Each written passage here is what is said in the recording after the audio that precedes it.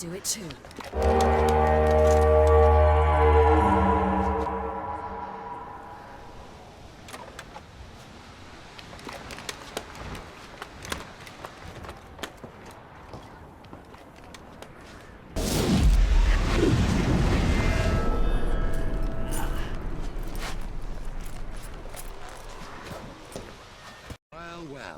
Eskel.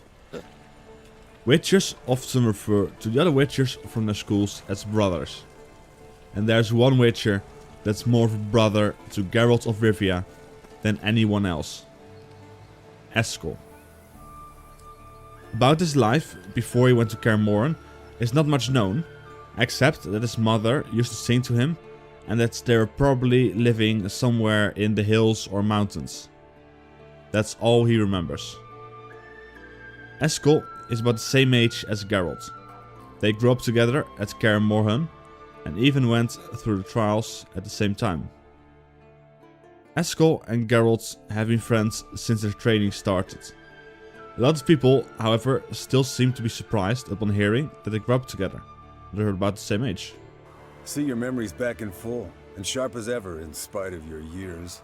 You're as old as I am, wise guy. Don't let the gray hair fool you. This has for the most part to do with Geralt getting extra mutations, which Eskel didn't get. In their youth, both of them were messing around a lot, doing stuff like capturing a huge forest bumblebee and tying it to a jug with a thread. From time to time, they would get into some trouble together, but never anything too serious.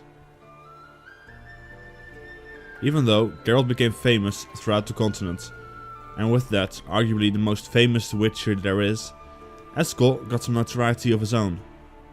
He is known as a lethal and efficient witcher, his skill and experience rivaling that of Geralt of Rivia. Eskel considers himself a simple witcher. He doesn't sleep with sorceresses and doesn't get involved with kings and politics. However, there's one thing that Eskel is better in than Geralt. Magic. It's not clear why it's like this, but when Triss visits Kaer Morhen in Blood of Elves, she noticed that Eskel's touch gave her more of a tinkling sensation than when Geralt touched her. Eskel's life as a witcher runs pretty normal, for one of his profession. He killed monsters, and from time to time, almost got killed by them. Every winter, he went back to Kaer Morhen to winter there along with his fellow wolf witchers, Vesemir, Geralt of Rivia, and Lambert.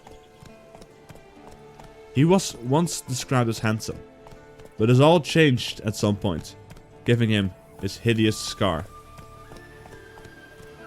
At one point in his earlier days of witchering, he managed to save a prince of Caingorn in trouble. Eskel, however, wasn't sure what to ask, and in return decided to say the words that he heard Vesemir repeat over and over all those years at Kaer Morhen. He asked for that which you find at home, yet do not expect. This is how Eskel got his surprise child. Daedra Ademain, a girl afflicted with the curse of the Black Sun. He even went as far as to take ridiculous long routes to avoid being in the vicinity of Caingorn. Eventually, Daedra and Eskel met again at Kaer Morhen. She claimed that she was able to find him because if she thought about him, she would know where he was thanks to the fact that they were bound by destiny. Once they met, Eskel was hiding in an old mine just south of Kaer Morhen, trying to avoid her by clearing out a Kikimor hatchery. Daedra got angry with him when she heard he was avoiding her, and slashed his face with her sword, after which she ran away, not to be heard from ever again.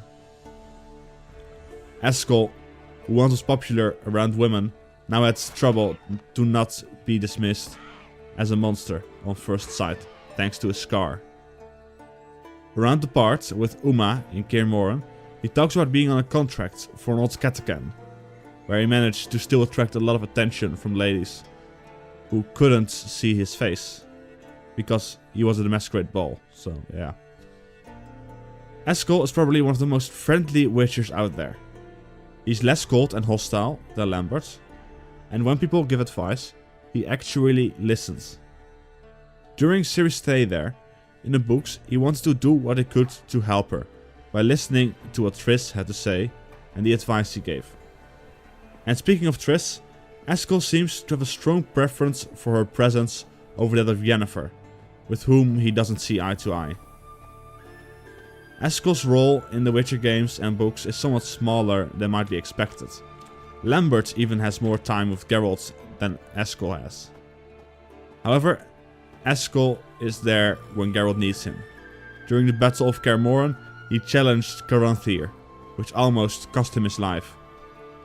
Presumably, Eskel just goes on to more contracts after all that happened at Kaer Morhen, riding from town to town on his purebred warhorse named Scorpion, who he also received thanks to the law of surprise. People always talk about a future Witcher game being about Ciri or Vesemir. However, I still feel like Eskel would be a better choice.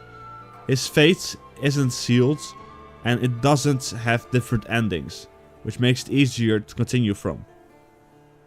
He does have the possibility to die in the games, unlike Lambert, and therefore, at the end of the games, he will always be alive.